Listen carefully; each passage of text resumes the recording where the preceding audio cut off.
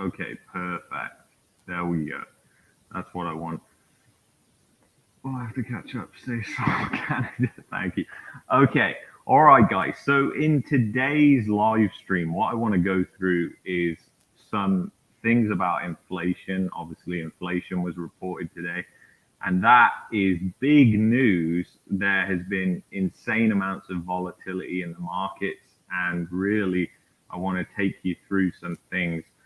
um, I don't want to use George Gammon's words, but like a thought experiment is the best way of putting it.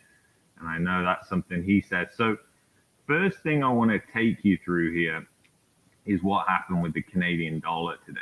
So, I can show you. Look at this volatility. So, when the announcement came out about US inflation, the Canadian dollar went down. It actually sold off against the US. And then it came back up, and now it's gone even lower than it was before. That's just insane volatility, as you can see from that chart. But the one thing that I want to bring to your attention is the 5-year yield and the US 5-year Treasury note. So interestingly about these things, the still trying to learn this. The thing that I want to talk about is basically this 5-year Treasury now is near 2%.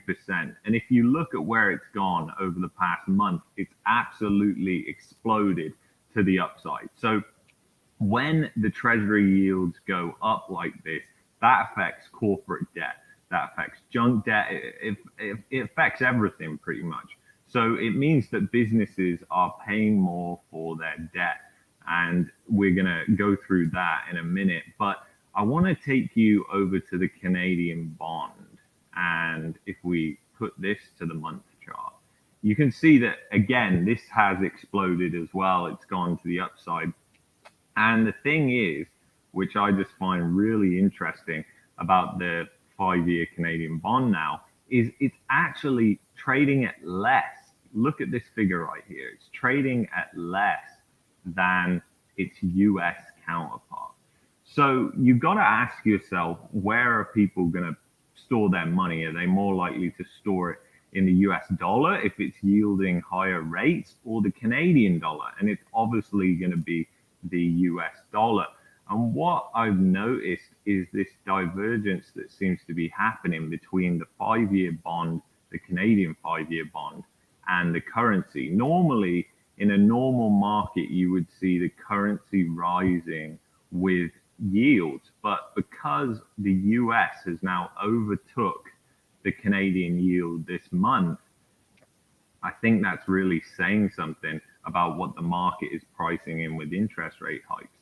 Now, the thing is, I was writing an email back and forth with somebody earlier, and I was saying, I'm 50-50 on whether Canada will hike come March, but I'm almost 95% certain that the US will hike. And now a lot of people are saying that it could be 50 basis points.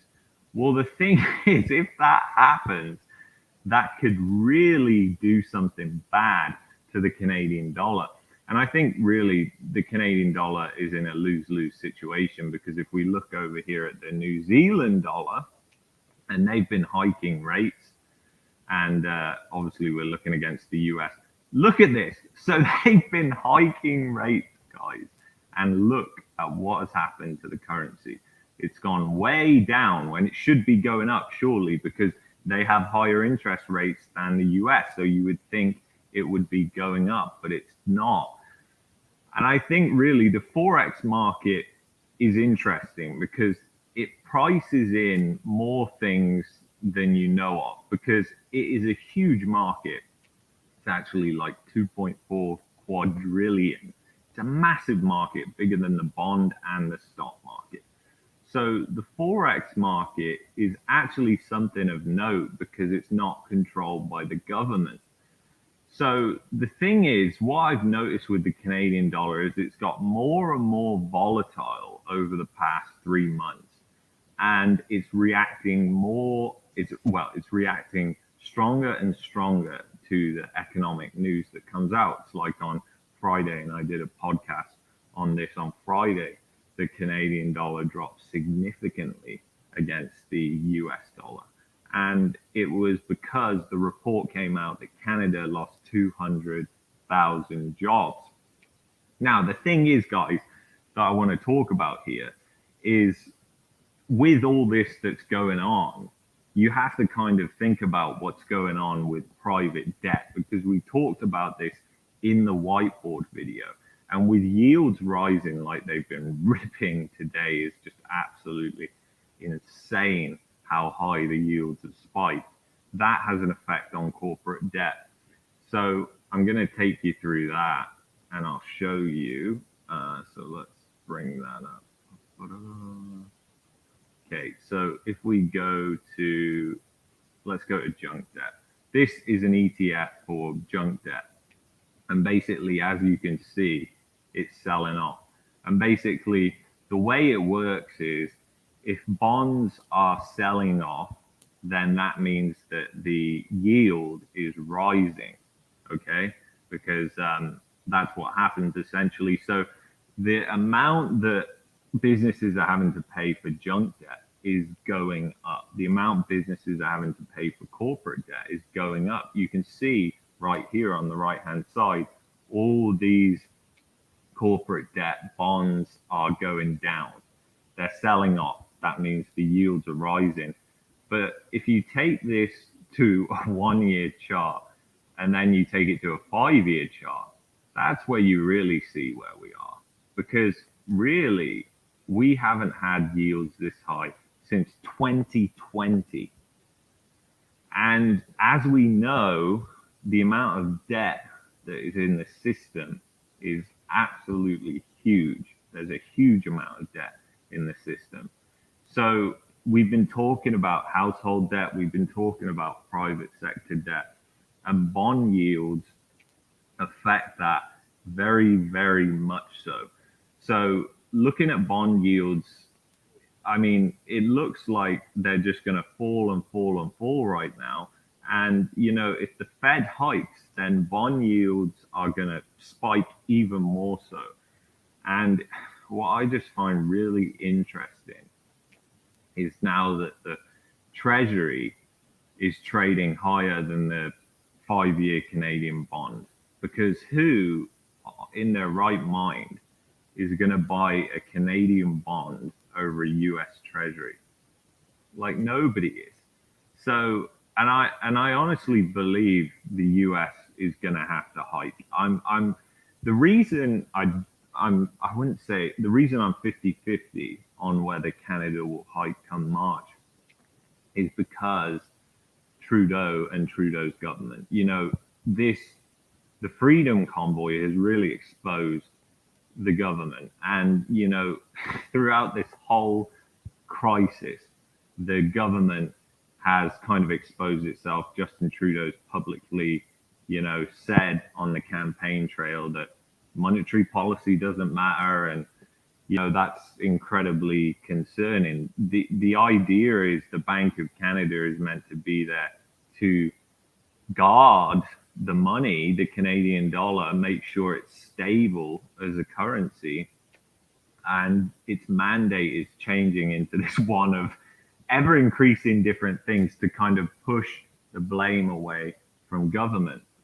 But the thing is, which I'm just getting really interested, is the amount that this Canadian dollar keeps dropping. Because the thing is, the Canadian dollar dropping like this and getting into this kind of volatility is just not a good thing. It's a sign that something isn't quite right.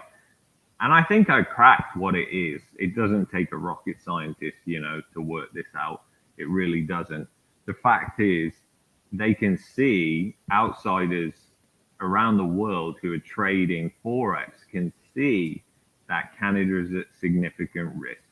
And if we go back to that New Zealand dollar chart, you can see that it doesn't even matter if they raise rates, because they are screwed either way. If they don't raise rates, the economy will just continue to deteriorate anyway. If they raise rates, it's just going to speed it up, in my opinion. the deterioration will just increase at a much more rapid rate. And I think it's incredibly interesting, you know, all of this stuff is going on, yet you have people like bidding three, four, $500,000 over asking price on houses. I mean, oh God, I would just love to know what exactly these people are thinking. And I mean, it's obvious in some ways that they think obviously it's going to appreciate, double in value, whatever it is. You know, people have lost their collective mind when it comes to real estate. There's no question of a doubt. But the Canadian dollar, the last time oil was above $90, it was trading around 98 cents. Right now, it couldn't be weaker, and you couldn't be seeing more of a divergence between what is happening in the oil market and what is happening in the currency here in Canada. But, you know, I'll take you through one last thing and then we'll leave it there. This will blow your mind. And I've been posting this on Twitter. Actually did a tweet here, which I've got. So I'll blow this up on the screen so you can see it more. Basically, I basically say inflation has hit the highest level since the 1940s in the US. And if you look at the shadow stats, which use the more accurate CPI from the 1980s, then you can see it's running hotter than the 1970s. So basically what I've done here is you can see on this chart, you've got, and I'm sorry that it's kind of blurry. I don't subscribe to shadow stats, so I don't get the actual thing. So I have to clip it off their website. But if you look at inflation by the CPIU, which is the headline inflation that we're seeing at the moment, the 7 point whatever it is, 7.4, 7.5%, you can see it's exploded, okay? There's no question of a doubt. But if you use the CGS alternate CPI 1980s base, look where inflation is, guys. It's above 15%. Okay, so now I'm going to take you through this other chart, which is going to blow your mind even more. Okay, look at this. So here, this chart goes way back to the 1930s, and you know the reason I have to use the US is because Canada just has so little information out there. Obviously, the US has a much bigger population, but the same goes for Canada. The same applies here. Most of the stuff comes through the US anyways. So the CPI in Canada, it understates inflation to a massive, massive degree. It's laughable almost. So if you look at this chart, you can see basically here's the 1970s when inflation went parabolic, and it peaked out in 1980 at around 15%. We're now at 16%. That's above the peak in the 70s. So inflation is running hotter than the 1970s right now. But get this, a lot of people are going to be like, well, that's good, isn't it? Well, no, because the thing is, for the stupid government's basket of goods using the CPIU, wages are negative. Now, put it in perspective of the 1980 CPI. Wages are losing 10% per year. That's a big problem. That's a massive problem, especially when housing prices are going up way, even above the CPI in 1980s. Housing prices are exceeding that. So, and that's without all the stupidness, the mania that's going on with people bidding over asking price on a house. So you got to ask yourself, and you know, I'm doing this video on the renters, but I didn't include this, and I should have. I wish I should have. But for most people, rents adjusted for inflation have actually gone down in 2021, not up, down. Whereas housing prices, even in real terms, adjusted for this inflation, have gone up. And the thing is, housing prices should be following the incomes of people. It shouldn't follow inflation. a lot of people have this misconception in their head that, oh, housing is a great hedge against inflation. Well, I'll agree with you if wages are rising with inflation and inflation is moderate. But if you've got inflation going crazy like it is now, it's not a good thing. It's a massive, massive problem. And with the debt levels that we have in the economy, I was looking at all this data today and I was just thinking, man, this is not going to last very long. Like, no wonder it seems like we're being dragged into a recession right now. And we've really only had this, well, let's go back to that other chart. We've really only had this mad spike in the CPI since 2021. We're 1 year into this madness of inflation. It really started around March last year. So we're 1 year into this and already the economy is slowing down and going into recession. Just add a couple of rate hikes onto that and you've got a nice recipe for a disaster right there. Yeah. A shack going for 800K. It's not, it's so ridiculous though, isn't it? When you really think about it, it makes me laugh. Like I see all this stuff on Twitter all the time of realtors posting, this house sold for this much over asking and whatever. And it just makes me laugh that people are still trying to justify what's going on here in Canada. Because guys, if you really think about it, you have to think about it in the sense that if there was a case that the housing market, that it wasn't lending and it was real fundamentals, then why on earth in Niagara Falls, in Port Roberts, I think it's called, you just take a trip 5 kilometers away from a house that costs you $1 million and you're suddenly looking at a house that costs you 150K across the border?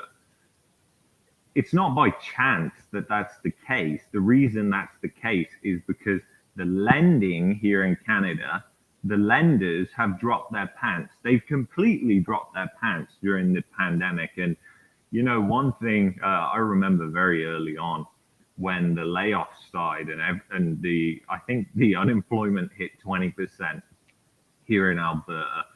And believe me, guys, when I say, I'm going to switch this to myself, but when I say the unemployment hit 20%, that when we had that massive spike in unemployment, and we were one of the worst in the world for unemployment.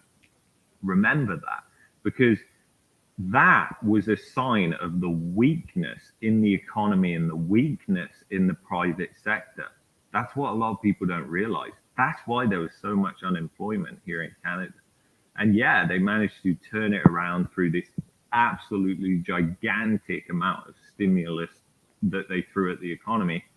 They ain't going to be able to do that if they're having to write a $1 trillion check out to bail out the CMHC.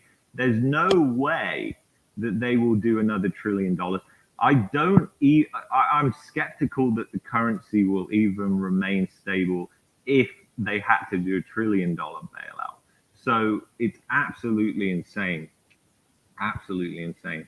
I looked at a house in Port Huron, which borders Sarnia Sound for 240K USD, backing on Lake St. Clair.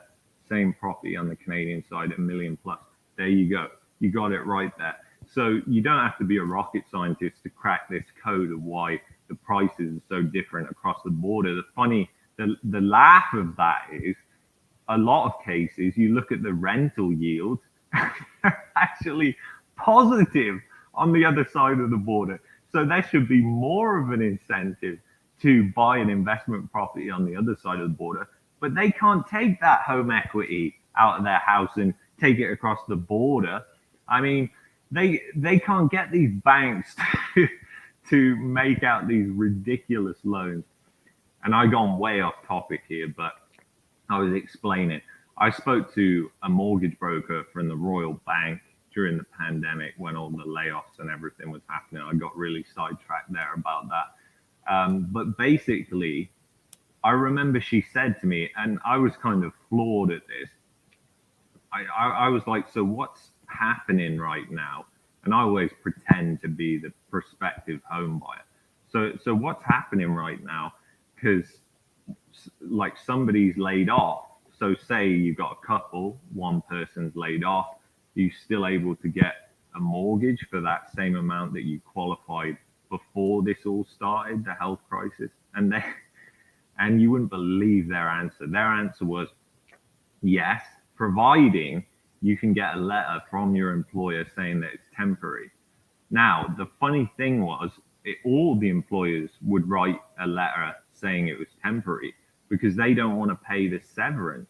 Because if it's a permanent layoff, then they have to pay severance. So yeah, they'll write a letter saying that it's a temporary layoff. In fact, a lot of people might have already had that letter saying it was a temporary layoff. So that just goes to show you the risk appetite of Canadian banks. It is just out of this world. It's on a different planet, and it will come to light eventually. But let's go back to this chart right now real quick, and then I'll leave it there because I gotta go. But I wanted to get this out to you. But basically, this website, I'll link it in the description. But it shows you the shadow stats, the 1980s based CPI, the 1990s based CPI, and you can see it's above 15%. We've gone above that 1970s, which is just insane. So now we're talking 1940s. As I put on that chart, we haven't seen inflation since after World War II, which is hardly surprising because when you look at how much governments have spent, it's been near enough the same as World War II. So it's just incredible. So what happens from here, it is anybody's guess, but there is a huge amount of warning signs right now. And just look at the yield curve, because the yield curve's inverted for the treasuries in the US on the longer end of the curve. But just take a look at this right here and how it flattens out here on the US Treasury, and that'll take you to the Canadian Treasury. Look at the difference. It goes way more flat. Okay? So that just goes to show you. And look, a year ago, it was totally different. So the outlook has completely changed. Financial markets have completely changed. So it is definitely, it's going to be a bumpy road ahead. And D. Trent, you were saying about the rumor, and I just saw George Gammon's video. I'll pin it in a comment because everybody's got to see that. That's going to be incredibly interesting if the Fed comes out and does an emergency meeting within the next couple of days and hikes rates. I can't imagine what that would do to the Canadian dollar. I mean, who knows? It could go up. There's always a chance I'm wrong. But I mean, I would expect that the Bank of Canada would have to come out and do the same thing. Silver Chair, you're saying the odds of a 50 basis point. Yeah, I mean, it is 100% right now, but that could change. It could change. I'm still skeptical that they'll do 50 basis points. I think they might do. No, I think they might do. They will do 25 basis points. 50 basis points, that's more of a 50-50. It's priced in, definitely, 100%, yeah. But who knows? You've got to remember, if they do 50 basis points, who knows what that'll do to the market? Who knows what that'll do to these corporate bonds?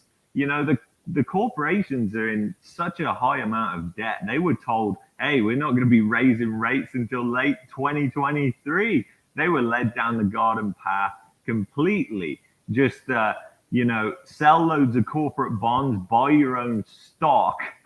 What a fiasco that, and loads of corporations have gone into that. They've dived into that.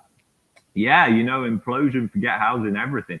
Yeah, you know what? I completely agree with you there. It's going to be, I think housing will be the least of people's worries with this implosion. I think they'll more be worried about how they're going to afford to live when they lose their job.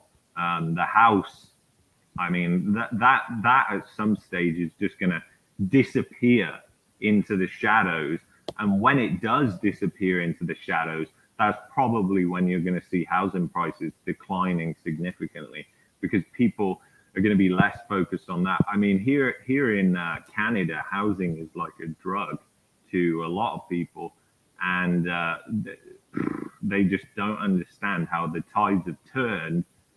You know, this bubble inflated from around 2004 to now. We're in inflationary times that we haven't seen since the 1940s, for crying out loud. So forget your whole, it's the recency bias. People think, oh, it's happened this way for so long, so it will continue. And I just believe that the tides are turning. This is going to change. So it's Mark Buckingham, Niagara versus Niagara on New York. Yeah, go look at that. Go look at Zillow. Go look at Realtor.ca. Just compare it. It is incredibly interesting to do that because you realize, hey, what's going on here? There's just a border. They're 5 kilometers apart. A Canadian with a Canadian passport could easily just buy there, live across the border. No, easily. Well, I mean, especially if they work, because they get 6 months on their passport. And if they're going out for work every day, I mean, I don't know what the requirements are exactly, but if it's like some of these things, it's just a case of leaving the country and coming back in to renew that 6 months. So, you know, it is absolutely insane. So yeah, we'll see. We'll see what happens. Meet Kevin agrees with you. Oh God, that guy. I'm not a big fan of that guy. I think he's got to the point now on YouTube where he's selling out and he's just going to go wherever the views go and not necessarily where his heart should be taking him. I don't really follow him though, so you know. But anyway, guys, thank you so much for tuning into this stream. Please give it a like if you haven't already liked it, and I'll see you on the next stream. Absolutely insane times, guys. Insane times. See you later.